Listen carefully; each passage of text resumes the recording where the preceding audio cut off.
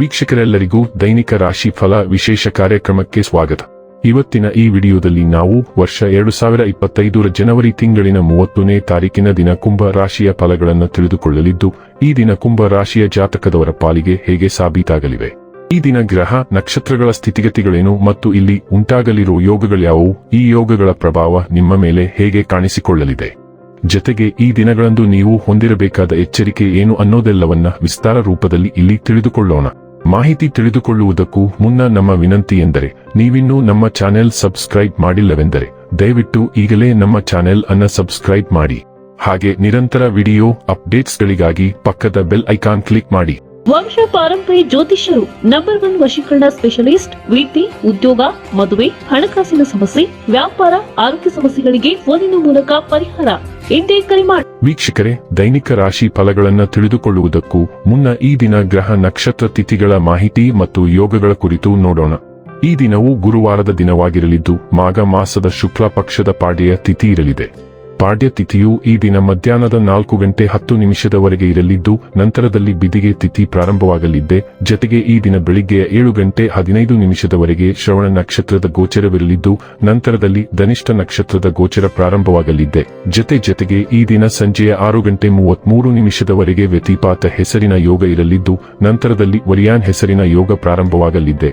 ಇನ್ನು ಚಂದ್ರದೇವನು ಈ ದಿನ ಸಂಜೆಯ 6:35 ಮಕರ ರಾಶಿಯಲ್ಲಿ, ನಂತರದಲ್ಲಿ ಕುಂಭರಾಶಿಯಲ್ಲಿ ಗೋಚರಿಸಲಿದ್ದೆ. ಅದೇ ಸೂರ್ಯದೇವನು ಈ ದಿನ ಮಕರ ರಾಶಿಯಲ್ಲಿ ಗೋಚರಿಸಲಿದ್ದಾನೆ. ಇನ್ನು ಈ ದಿನದಂದು ಅಭಿಜಿತ್ ಮುಹೂರ್ತ ಮಧ್ಯಾಹ್ನದ 12:13 ಇಂದ ಮಧ್ಯಾಹ್ನದ 12:56 ಇರಲಿದ್ದೆ. ಇದು ಈ ದಿನದ ಗ್ರಹ ನಕ್ಷತ್ರ ತಿಥಿಯ ಕುರಿತಾದ ಮಾಹಿತಿಯಾಗಿದ್ದು, ಇದರ ಆಧಾರದ ಮೇಲೆ ನಿಮ್ಮ ದಿನಚರಿಯಲ್ಲಿಯೂ ಬದಲಾವಣೆ ಕಂಡು ಬರಲಿದೆ. ಇನ್ನು ಈಗ ಈ ದಿನದ ಕುಂಭ ರಾಶಿಯ ಫಲಗಳ ಕುರಿತು ನೋಡುವುದಾದರೆ, ನಿಮ್ಮ ವಿಶ್ವಾಸ ಮತ್ತು ಚೈತನ್ಯ ಇಂದು ಅಧಿಕವಾಗಿರುತ್ತದೆ.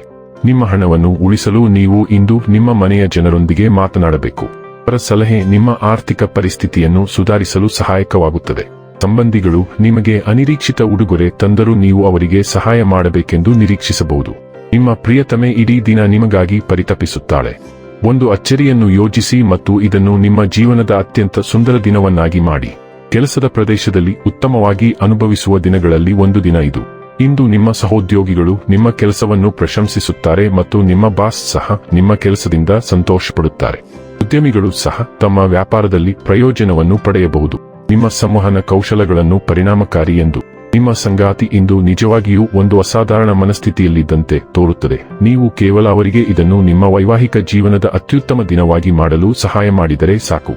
ನಿಮ್ಮ ಸಲಹೆಗಳು ಎಷ್ಟೇ ಪ್ರಾಯೋಗಿಕ ಮತ್ತು ಸಹಾಯಕವಾಗಿದ್ದರೂ ಜನರು ಅವುಗಳನ್ನು ತಿರಸ್ಕರಿಸುತ್ತಲೇ ಇರುವುದನ್ನು ನೀವು ನೋಡುತ್ತೀರಿ. ನೀವು ಸಾಕಷ್ಟು ನಿರಾಶೆಗೊಳ್ಳಬಹುದು. ನಿಮ್ಮ ಸಲಹೆ ಸರಿಯಾಗಿದ್ದರೂ ನಿಮ್ಮ ಮನೋಭಾವವು ತುಂಬಾ ಪೋಷಕವಾಗಿದೆ ಮತ್ತು ಅದಕ್ಕಾಗಿಯೇ ಜನರು ಇದಕ್ಕೆ ವಿರುದ್ಧವಾಗಿ ಮಾಡಲು ಒತ್ತಾಯಿಸುತ್ತಾರೆ ಎಂಬುದನ್ನು ನೀವು ಅರಿತುಕೊಳ್ಳಬೇಕು. ನಿಮ್ಮ ಆಲೋಚನೆಗಳನ್ನು ನೀವು ಪ್ರಸ್ತುತಪಡಿಸುವ ವಿಧಾನವನ್ನು ಬದಲಾಯಿಸಲು ಮತ್ತು ಮಾರ್ಪಡಿಸಲು ಪ್ರಯತ್ನಿಸಿ ಮತ್ತು ಉತ್ತಮ ಫಲಿತಾಂಶಗಳನ್ನು ನೋಡಿ. ಆರೋಗ್ಯ ಮತ್ತು ಸ್ವಾಸ್ಥ್ಯ ಬಗ್ಗೆ ತಿಳಿದುಕೊಳ್ಳೋಣ. ಕೆಲಸದಲ್ಲಿ ಅನಾರೋಗ್ಯದಿಂದ ಬಳಲುತ್ತಿರುವವರ ಬಗ್ಗೆ ಗಮನವಿರಲಿ. ಅವರು ಬಳಸುತ್ತಿರುವ ದೂರವಾಣಿ, ಲ್ಯಾಪ್ಟಾಪ್ಗಳು ಅಥವಾ ಇತರ ಉಪಕರಣಗಳೊಂದಿಗೆ ಸಂಪರ್ಕ ಸಾಧಿಸುವುದನ್ನು ತಪ್ಪಿಸಿ. ನೀವು ಪ್ರಸರಣವನ್ನು ನಿಯಂತ್ರಿಸಲು ಸಾಧ್ಯವಾದರೆ ನೀವು ಸೋಂಕನ್ನು ಸುಲಭವಾಗಿ ನಿಯಂತ್ರಿಸಬಹುದು.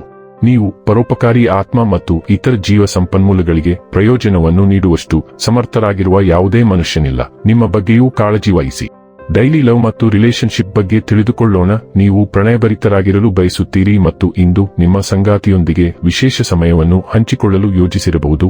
ಆದರೆ ಹಲವಾರು ಇತರ ಬದ್ಧತೆಗಳು ನಿಮ್ಮನ್ನು ಪ್ರಣಯ ಮತ್ತು ಪ್ರೀತಿಯಿಂದ ದೂರವಿಡುವ ಸಾಧ್ಯತೆ ಇದೆ. ನಿಮ್ಮ ಪ್ರಣಯ ಸನ್ನೆಯಲ್ಲಿ ಪಾಲ್ಗೊಳ್ಳಲು ನಿಮಗೆ ಸಮಯವಿರುವುದಿಲ್ಲ.